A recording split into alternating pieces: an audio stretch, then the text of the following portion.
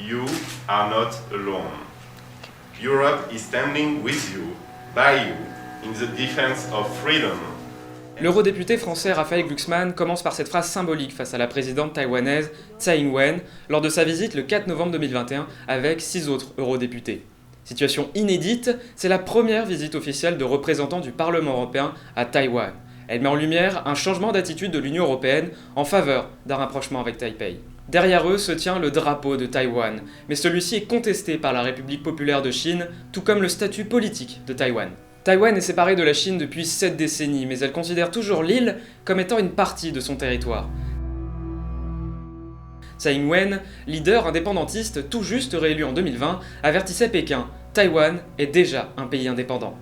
Jusqu'à l'arrivée de Tsai Ing-wen en 2016, chacun revendiquait être la véritable Chine, et ce pendant 70 ans, parce que oui, Taïwan s'appelle officiellement la République de Chine.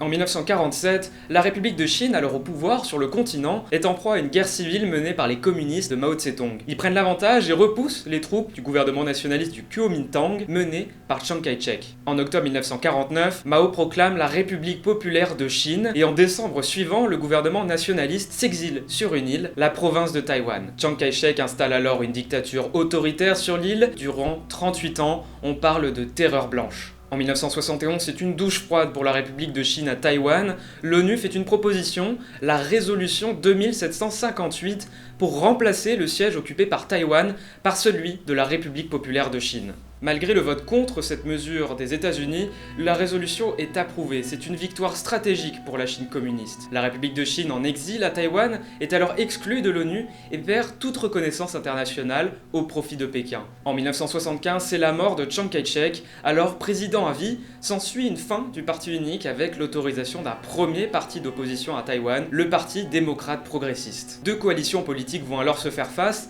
D'un côté, l'aile droite menée par l'historique Kuomintang qui souhaite récupérer la Chine continentale, de l'autre, l'aile gauche menée par le Parti démocrate qui souhaite renoncer à vouloir revendiquer le reste de la Chine et affirmer Taïwan comme pays indépendant. Et c'est dans les années 1990 que l'île évolue vers la démocratie.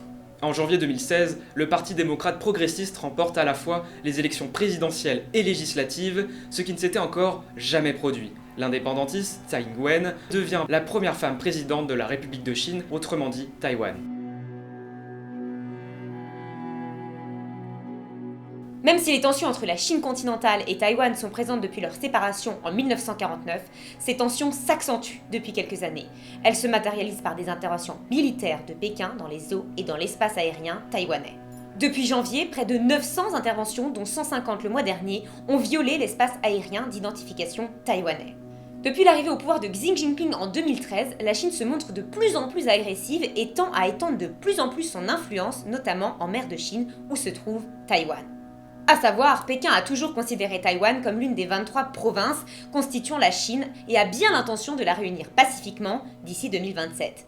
Date symbolique pour le président chinois, car ce sera le 100e anniversaire de la création de l'armée populaire, même armée qui a renversé les exilés de Taïwan en 1947.